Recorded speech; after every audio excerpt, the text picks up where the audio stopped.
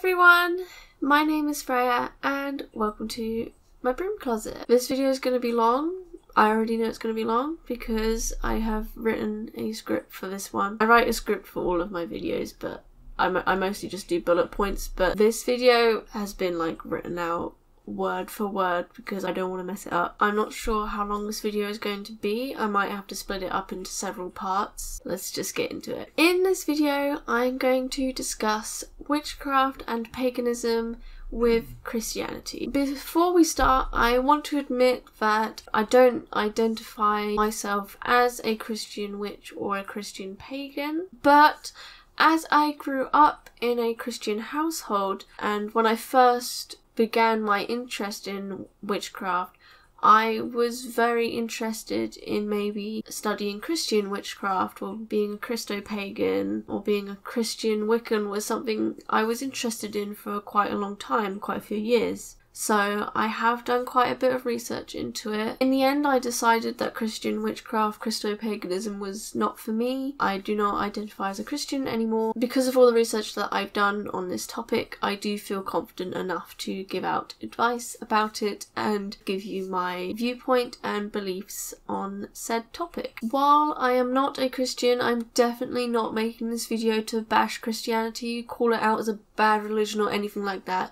Christianity is fine. I just have my own personal reasons for no longer identifying as a Christian, and those reasons actually have very little to do with witchcraft. Because of these personal reasons that I do not wish to disclose, Christianity is quite a sensitive topic for me. A lot of mental prep has gone into making this video. All I ask is that you hear me out and watch the entire video before deciding to comment. Please forgive me for looking down a lot in this video. I've written a lot of stuff that I want to say word for word. This way I can say exactly what I want and not risk being misunderstood. Also, I want to let you know that I did not grow up on the Catholic scene. I never went to a Catholic church or anything like that, so I can't give you any advice on specifically Catholic witchcraft, only what I have read from others on the internet and things like that. So, gosh, okay, I know this is a controversial topic, but throughout this video I'm going to speak my own truth. What you choose to believe is totally up to you.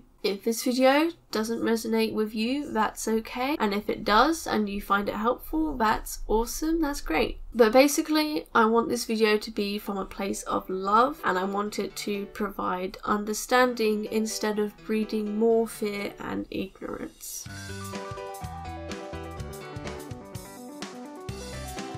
This video is actually very important to me because I know a lot of witches are in the broom closet because they live among Christians, they're in Christian families or they're in the Bible Belt. So having this option to combine Christianity and witchcraft, it can make for a good compromise, or allow friends and family to be more accepting, or allow you to accept yourself more. So it's definitely a valid option, and that's why I want to talk about it, because a lot of witches are in the broom closet because of Christians.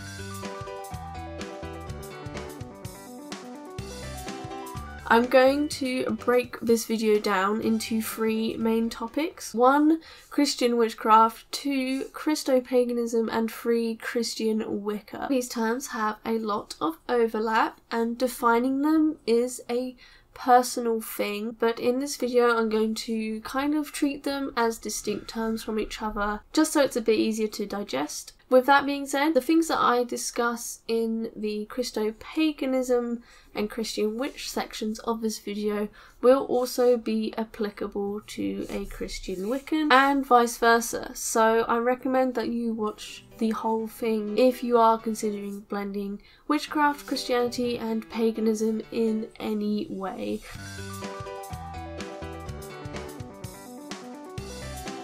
Before I get into the meat of this video, I'm just going to take a little step back so we can all be on the same page. I will define a witch as anyone who practices witchcraft, and I define witchcraft as the art and science of working with magic. And so the definition of magic is rather subjective, it's a personal matter, but I like to define it as using your will and intention to purposefully create influences on the universe. So I know that's quite a broad definition, but that is how I like to define it. That's how I'm going to define it for this video. So now you understand where I'm coming from when I'm talking about witches, witchcraft, and magic. While I'm at it, I should probably define what a pagan is as well. A pagan is anyone who does not subscribe to or follow the main Abrahamic religions. That is Christianity, Catholicism, and Islam. I think there's probably a few other ones.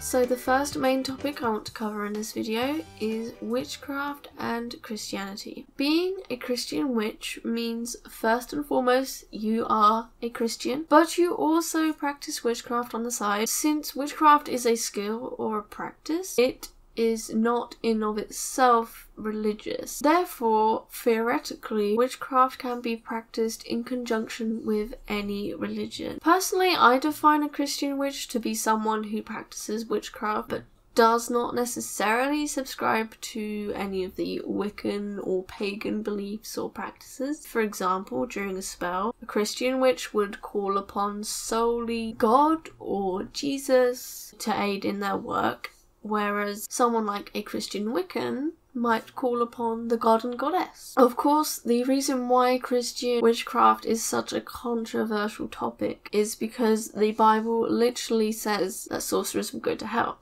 I know I'm not exactly qualified to discuss the specifics of Bible verses or how they should be interpreted, but I do have a bit of food for thought for all of you watching this. I've done some research into the etymology of the word sorcerer in both Hebrew and Greek. Long story short, Hebrew and Greek has many different words for sorcerers and witches. English basically has two, sorcerer and witch, and they both have very negative connotations, often associated with evil and all things bad. But Hebrew and Greek has many words for those who work with magic. The definition of what exactly is considered to be sorcery has changed a lot over the last couple millennia. There are numerous pieces of evidence alluding to the fact that the Hebrew words for sorcerer and witch only referred to those who practice black magic. In essence, to harm others or use magic with malevolent intent. Of course, I will list these sources in the description if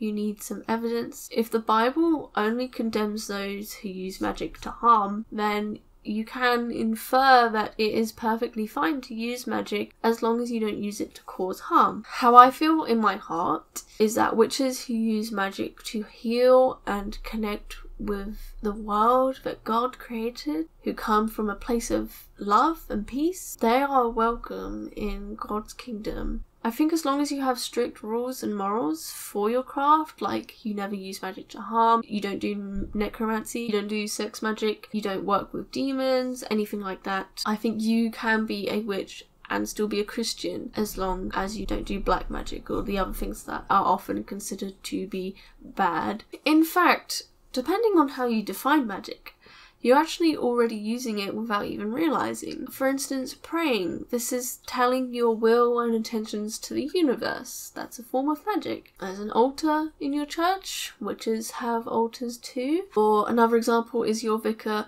consecrating bread and wine at communion. Witches also consecrate their tools before they use them. Both processes require workings with what I would call magic. And if we look at rituals from Catholicism in particular, some of them cannot be described in any way other than purely magical. I've seen a lot of Catholics drawn to witchcraft because they love the ritualistic aspect of Catholicism, but they no longer find the belief system appealing. A lot of these ex-Catholics, they're looking for that intense spiritual experience, but without the misogyny or homophobia or among other reasons, things like that.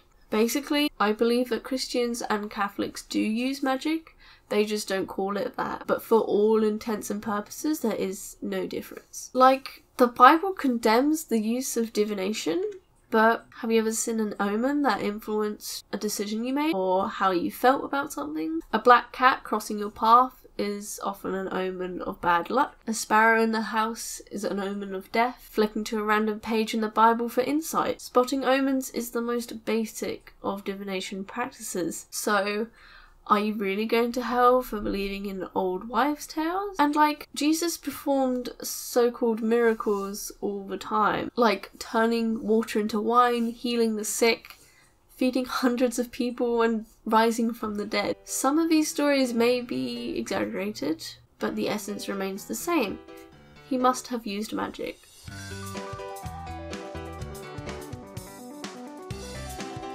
Okay, I'm going to try and quickly discuss exactly how to be a Christian witch. Now that I have explained why I think it's okay to be a Christian witch, I should probably discuss exactly how to be a Christian witch. Firstly, if you want to label yourself as a witch, go ahead. That's perfectly fine. But I think some Christian witches would prefer the label light worker. A light worker is someone who feels an enormous pull towards serving humanity and helping others. So honestly, I think this term is a much better fit for a Christian witch because, like, if you are a Christian, then you are already committed to serving humanity, manifesting God's will, as it were. Christian values line up a lot with the values of a light worker. There is a lot of overlap in the practices of a light worker and a witch. For example, reading tarot, meditation and visualization, Reiki, crystals, candles, evoking benevolent beings and entities, and spirits, and a lot more. Light work is not tied to any particular religion or culture, and it can be a secular practice just like witchcraft. I think before you start down the path of a Christian witch, you've got to have a strict list of personal do's and don'ts when it comes to your craft. You are first and foremost a Christian, so your craft should conform to your Christian beliefs and morals. Curses and hexes are probably going to be a don't. But what about binding spells? Binding spells have many purposes that most would consider good. How would you feel about working with entities or spirits? Demons is a definite no, and angels are probably yes. But what about things like nature spirits and fae? You should compile your own personal list of the boundaries of your craft and how they conform to your values as a Christian. You can still celebrate most or all of the Sabbats that Wiccans and pagans celebrate. This is actually surprisingly easy because the majority of them have Christian counterparts. And this is mostly because the traditional pagan holidays were Christianized to make it easier for pagans to convert. For casting spells and conducting rituals, you can call upon God or Jesus to assist you. Spells are just prayers with extra steps, so this makes sense. If you want to call upon the quarters, like Wiccans do, you can call upon the archangels instead. For more information on Christian witchcraft, I really recommend reading The Christian Witch's Handbook by H. Fuller Hutchison. This book, I would say, is the definition of being a Christian witch. And it's literally Christianity, but with witchy vibes and none of the Wiccan vibes. So while the author does recognize a feminine aspect of divinity, this isn't emphasized at all in any of the prayers or rituals, and the author of this book explicitly states that she does not believe in a goddess. Unfortunately, this book is only sold secondhand. It's out of print nowadays, and it's really hard to get hold of. It's like super rare, but I managed to get this book actually.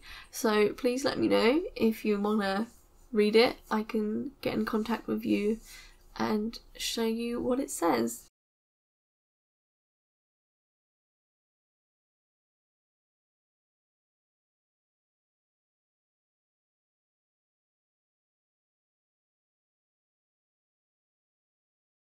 Okay, it is getting like super dark. I don't know, this lighting's quite nice, but I'm getting really tired. I've been talking for like an hour straight. I'm gonna end my recording session here. I will carry on this video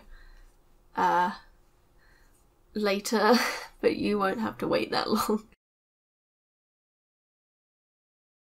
Hello everyone, I am back. All the Christmas season has passed now, so all the Christmas decorations are gone. But yeah, hopefully we can finish up this video in this recording session, but who knows. Okay, so let's move on to Christo-Paganism.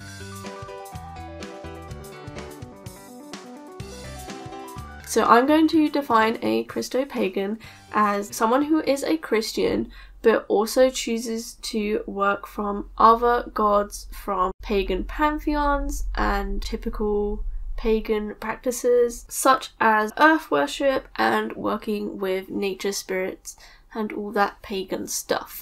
Christo-Paganism, like most forms of paganism, is a very individual path with lots of different flavors. So you'll find some Christo-Pagans that are like Christian with pagan leanings, and you'll find pagans with Christian leanings, or someone who's kind of 50-50 split. Basically, all you need to know is that there are many different ways of combining paganism and Christianity, and I'm going to talk about several ways in this video. So of course, most Christian pagans have conflict when they start thinking about the 10 Commandments, particularly the first one, "You shall have no other gods before me." That is exactly how it's worded. I even looked up the original Hebrew, and that is how it's worded. It sounds pretty straightforward, right? You're not allowed to worship other gods. But this phrase does make an important distinction. It recognizes the existence of other gods. He didn't say, "Oh, there is no other god before me." He didn't say that.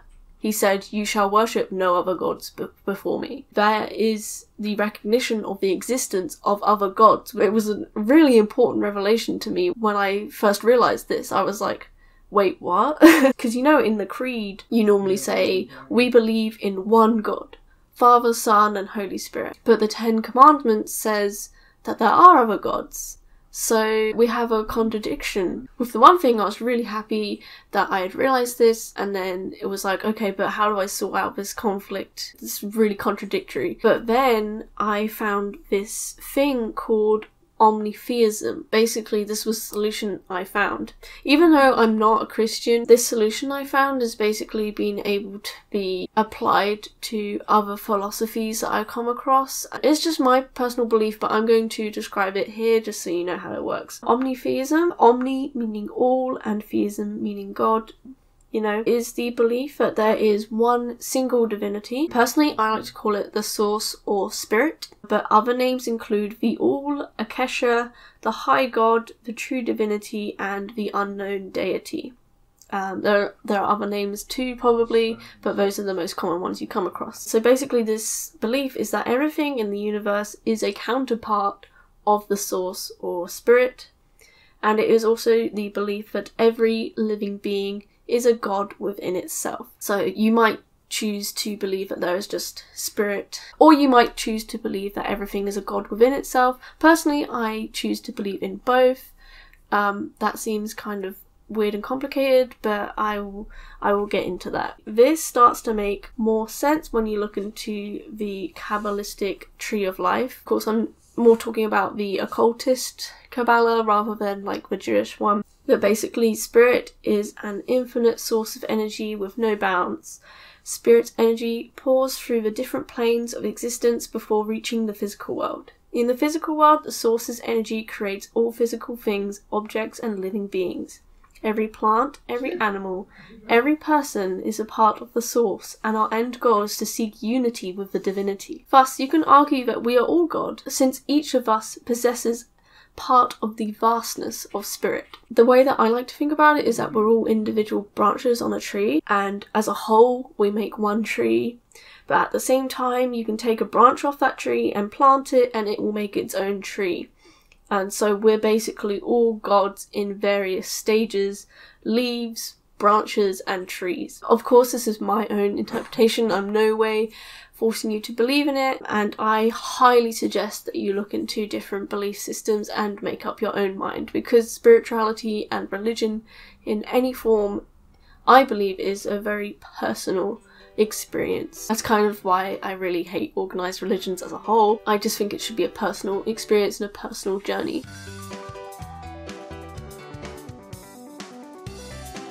So another theory that I really like, I'm not sure whether I really believe in it, but I really like this theory, and this is the egg universe theory. And this is the theory that the whole universe is an egg. This egg contains a juvenile god in a sense. In order to learn as much about life as possible, the god in this egg has split its consciousness into billions of separate consciousnesses.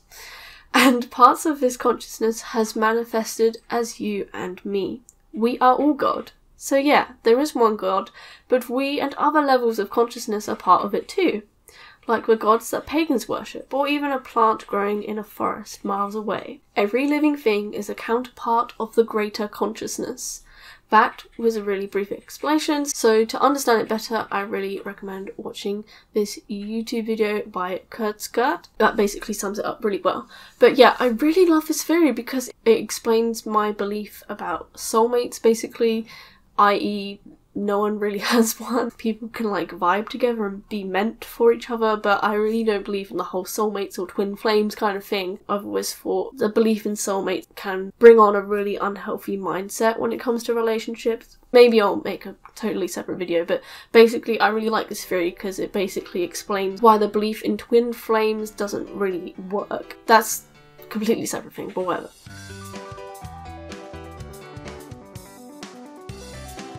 I haven't even begun to cover the fact that early Christianity was actually split into a number of different sects with wildly diverging beliefs. It's basically only by chance that we have the type of Christianity that we have today. One of these sects that has faded into obscurity is Gnostic Christianity. This holds the belief that the God described in the Old Testament is not the true Christian God, but instead a mistaken creation by the female aspect of the true divinity. They also believe that Jesus was created in order to fix the spiritual mistakes of the Old Testament God. I thought that was really interesting. It's kind of just backed up my whole belief about organised religion as a whole. It's just a weird amalgamation of weird events in history and chance. It's just by chance that we have what we have today. There's so many different things that could have happened. And so people put their faith into something it's just been so man-made. I don't know, I just feel like Christianity doesn't really have anything natural about it anymore. Those are just personal things, but I'm going off track anyway.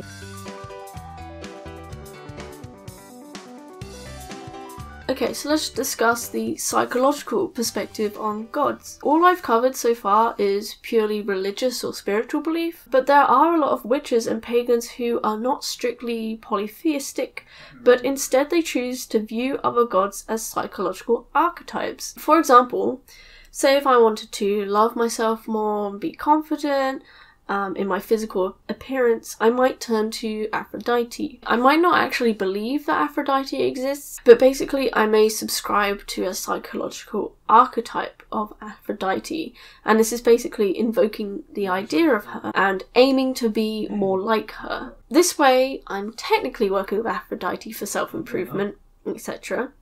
But I don't necessarily believe that other gods exist, other than the Christian god. And I'm certainly not worshipping Aphrodite over the Christian god, and I'm simply studying what she stands for, and how she might handle issues with self-esteem as if she were a real person. She's literally just an archetype that I look up to. I don't actually work with Aphrodite, but that's just an example of how you could use this psychological view of deities to be able to be a pagan and do what pagans do, but also be a Christian at the same time. Like, you might believe in the Christian god, or you might believe in something I described earlier as omnitheism, and just believe that there's one true deity, and then anything other than that is a psychological archetype. Thinking through it like a psychological archetype is very useful, especially if you have a lot of doubts about whether there are actual deities floating in the sky, especially if you've been brought up more in a scientific household and you're interested in psychology and not so much interested in supernatural kind of things. So yeah,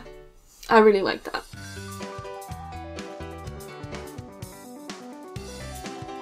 Another thing about Christian paganism is that a lot of Christian saints today were originally ex-pagan gods. A lot of Christians are required to choose a patron saint to work with when they are confirmed as a Christian. So a lot of Christo-Pagans choose to work with Saint Bridget, or the goddess Breed as her original pronunciation. But basically she was a pagan goddess, so beloved by her people that they made her into a Christian saint because they just didn't want to let her go. She's also a triple goddess, maiden, mother and crone, so you can work with her in unison with the moon phases and the wheel of the year. If you want to work with the Wiccan goddess, but you know, you don't want to mix Wicca and Christianity, then Saint Bridget or Saint Bridget is a really good alternative. There's also other pagan deities converted to saints, including Cananus. I have no idea how to pronounce that, I'm not gonna lie. The Catholic Church replaced him with Saint Hubert and Saint Tafius, and also Saint Anne was the replacement for the pagan goddess Anna or Dana. You can basically work with saints that used to be pagan gods.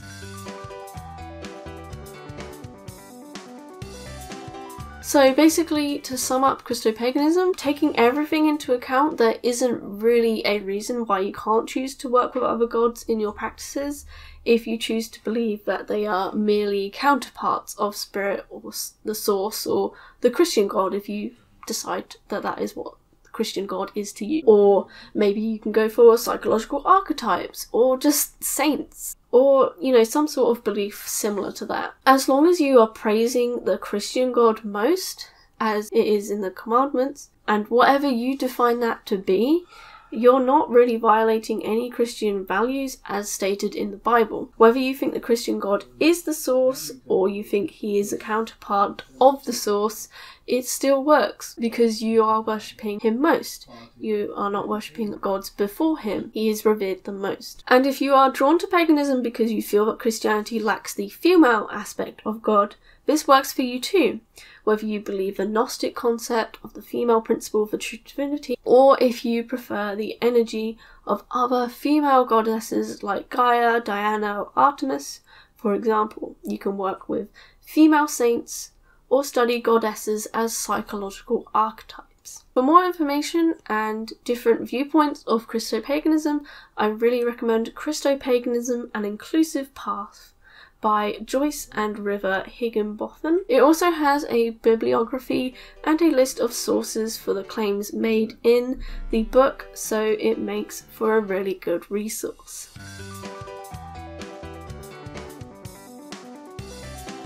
Now let's move on to Christian Wicca. I define a Christian Wiccan as someone who is Christian, and they also follow the traditions set out by Wicca. This could be Gardnerian Wicca, Alexandrian Wicca, Dianic Wicca, or some other sect, doesn't matter. A Christian Wiccan is someone who conforms to the Christian values laid out in the Bible, whilst also following fundamental Wiccan beliefs like the threefold law, the Wiccan Rede, and the recognition of both God and Goddess. Something that separates a Christian Wiccan from a Christo-Pagan for me is that a Christo-Pagan may choose to worship other gods from other pantheons, but may not subscribe to the dual aspect of deity that Wiccans work with. If you're a Christo-Pagan, you might believe in your Christian god, and you might choose to work with gods as a psychological archetype. That would not make you a Wiccan because you don't literally believe that the goddess exists. You're still worshipping your Christian god. A Wiccan will revere both the god and goddess, whereas a pagan might not. A Wiccan believes in the threefold law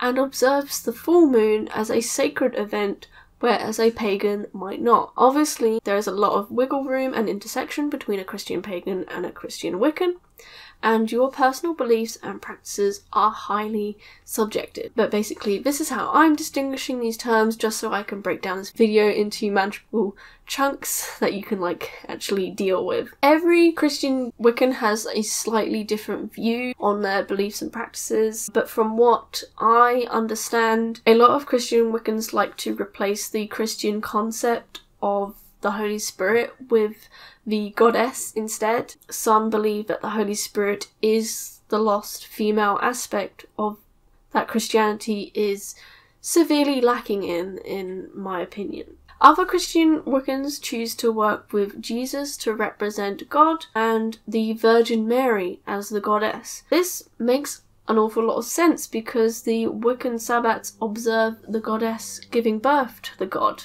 And obviously, Mary is the mother of Jesus. Whichever belief you choose is totally up to you. I definitely have no say in the matter. These are just two main viewpoints that I have seen among Christian Wiccans.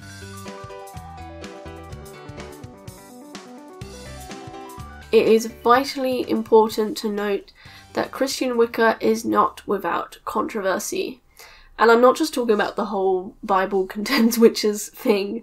I'm saying that there is a significant portion of the witchcraft community that criticizes Christian Wiccans specifically. To be perfectly honest, throughout all of my research, I haven't really found any witches criticizing Christian witches with an informed opinion. Normally, if I find a witch criticizing a Christian witch, it's normally just because they hate Christianity, and it's quite shallow. There's nothing objective about their opinion. It is Christian Wicca specifically that raises problems, and this is why. The Bible is rooted in the belief of a single deity known as God. There are no other acceptable deities. Wicca, in contrast, and you are denying his existence as the only god. He's minimally a god and a goddess. If you worship God alongside a goddess in equal reverence, then you are breaking the Christian commandment to worship only God. I took a paragraph here from another article I read, so that's why there's some slightly contradictory things to what I mentioned earlier, but the point still stands, basically. So if you attempt to be a monotheistic Wiccan, you lose the polarity and unity of separate halves that is fundamental to Wicca. To clarify, Wicca is not a monotheistic religion. There is a god and a goddess with equal importance. There are 4 general reasons why people attempt to be both Christian and Wiccan. The first one is they believe in God and Jesus, but they want to practice magic, and they think that you need Wicca to do that. 2, they want to be a Wiccan because they find it appealing, but they're afraid of going to hell if they change religion. 3, they believe in God and Jesus, but are also attracted to certain things embraced by Wiccans, without realizing that these are by no means fundamental to Wicca. You don't need to be a Wiccan in order to respect nature and experience the glory of God through it. For example, they believe in God and Jesus, but object to certain things within their church, such as misogyny or homophobia. Again, you don't need Wicca to do this. You can find a different church or denomination, or you can adopt some of the ideas I discussed previously in the Christo-Paganism and Christian Witchcraft portions of this video. I totally get it. All 4 of these reasons were the reasons for my inner conflict with Christianity, witchcraft, and Wicca in its entirety all those years ago. A lot of these reasons just come from simply not knowing enough about Wicca and witchcraft yet. That's why I made this video. The main things that you need to realize is that A, you don't need to be a Wiccan to use magic or practice witchcraft, and B, the practices you see commonly associated with Wicca are not exclusive to Wicca. Wiccans do not have monopoly over nature worship, burning incense, having an altar, crystals, tarot cards, meditation, things like that. You don't have to be a Wiccan to do these things. You can be a light worker. You can be a secular witch. You can be an eclectic Christian. or something else? There are so many options. For me personally, I eventually abandoned both Christianity and Wicca, but I kept some of their basic beliefs and practices. I still follow Jesus' teachings, and I have a great deal of respect for him. I have also adopted Wiccan practices like honouring the Espats and calling upon the goddess and God to assist me in my spells. But I don't call myself a Christian Wiccan for these reasons though. Just because I adopt some of those practices, it doesn't mean I'm a Christian Wiccan. There are a number of reasons why some witches reject Christian Wicca, but the main reason is that there are just too many fundamental differences between the religions, which means that you can't combine them harmoniously. For example, Christians believe that God is wholly good and Satan is the embodiment of evil, whereas Wiccans embrace their deities' shadow sides as well. The Wiccan god and goddess is simply a manifestation of nature, and nature is full of light and dark. Christians believe that humans need salvation from sin, but Wiccans believe that humans must make their own choices, not because the devil is tempting them. With all of this said, the witches who have these criticisms are not gatekeeping. There is nothing wrong with combining Christian and Wiccan beliefs into something new. The problem is, they often say, is when you insist on labelling yourself as something you no longer are. There's certainly nothing wrong with bringing certain Christian concepts into your Wiccan practice, or certain Wiccan concepts into Christian practice, but neither of these situations results in a Christian Wiccan. Can a Wiccan follow Jesus' ethical teachings? Absolutely. Can a Christian worship outdoors, creating their own sacred space? Yes, of course. So those are some of the criticisms of Christian Wicca. Just so you are aware of them. I will reiterate that I do not necessarily believe in all of these criticisms, but I do believe that they are valid, and I still think that you can call yourself a Christian Wiccan if you want to, but just be aware of the reasons why some witches are opposed to the idea. Again, to my knowledge, the only source of controversy for Christian witchcraft and paganism comes from Christians themselves, but for Christian Wiccans, some of the backlash comes from the witchcraft and Wiccan community as well, so not just Christians. If you want some specific rituals and practices, then I suggest reading Christian Wicca, the Trinitarian Tradition by Nancy Chandler Pittman. The book is not perfect, I'll admit that. It can get a little bit ranty, and there are like no sources for the claims made, but it's a pretty good book and it's quite thought-provoking. It was just the lack of sources really put me off, and yeah, sometimes it can get a little bit ranty. There are some resources online like trinitarianwicca.org and Trinity Wicca on Twitter. I also suggest having a look at The Path of a Christian Witch by Edelina St. Clair. I know it says Christian Witch, but since her practices are largely influenced by Wicca, then I think this book is more useful to Christian Wiccans and Christian witches, but it's also useful to Christian witches as well. It is overall a well-received book, but it may be less helpful as it is written in the style of an autobiography rather than an informative text like a textbook. If you want to read more about the criticisms of Christian Wicca, check out the article from Spells of Magic. The link will be in the description.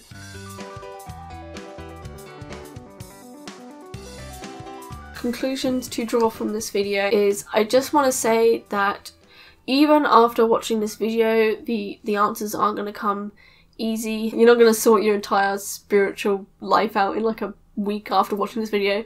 The pursuit of your spiritual path takes years, a lifetime, even several lifetimes according to some. So don't get worked up about finalising your beliefs, because there is no deadline. And there's no standardized test for spiritualism. Your beliefs and your path will change and adapt as you grow as a person and a spiritual being. So whether you choose to be a Christian pagan, a Christian witch, or a Christian Wiccan, or a light worker or an omnitheist or whatever, please remember that you are valid, you are enough, and you are accepted. Even if you can't find a single place where you truly belong, you are accepted here at my channel. And in my community, here in the comment section, you are accepted, okay? And for other witches and pagans out there watching this video, please be kind and give Christians exploring witchcraft and paganism a place where they can feel welcome. It is so tough knowing that there are parts of your church that you don't fully agree with or you feel are missing, and then being told that if you even question these things you're going to go to hell. It's so heartbreaking being manipulated into worshipping a deity that you fear, basically, because apparently they love you unconditionally. I think it's very easy to fall into a very unhealthy relationship with your religion when you're growing up in an organised religion like Christianity. I know not everyone has a bad experience with it, but I certainly grew up fearing God and fearing hell, and I am kind of free of those things now. And then a lot of these people coming from a place of toxicity and hoping to find themselves in witchcraft and pagan community, only to be marginalised and told that their path isn't valid. That is truly terrible, and I really want to avoid that. So please give these folks a place to call home.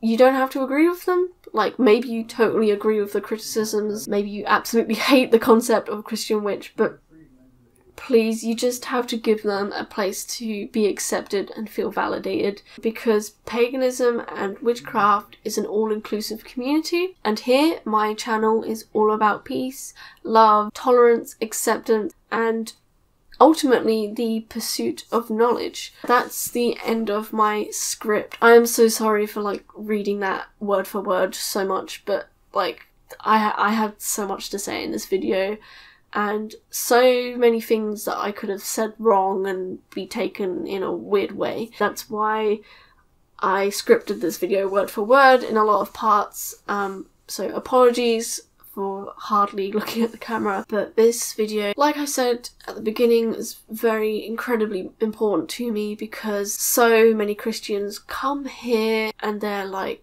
so lost. I know that I was. It's like witchcraft looks like this cool magical thing that everyone's into nowadays and everyone's getting so much satisfaction from it and it's making them happy, but then this book written 2,000 years ago tells me that I can't, and you know, working it all out is really difficult, and so I really needed to share it with other Christians. I was really hoping to turn Christian witchcraft and paganism into like a series, but it's so draining to me, especially as I'm not even a Christian. So in the middle of recording this video, I actually found a channel that is completely about Christian witchcraft, and please, if you are interested in this, please check her channel out.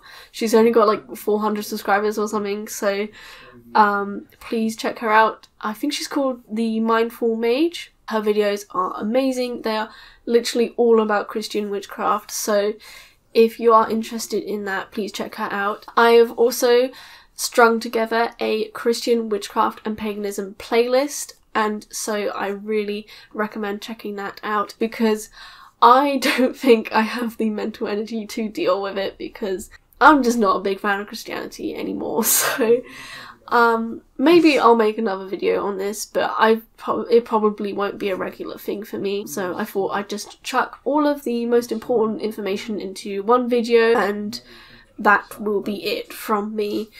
But yeah, basically that's all I have for you. I know this video is gonna be so freaking long.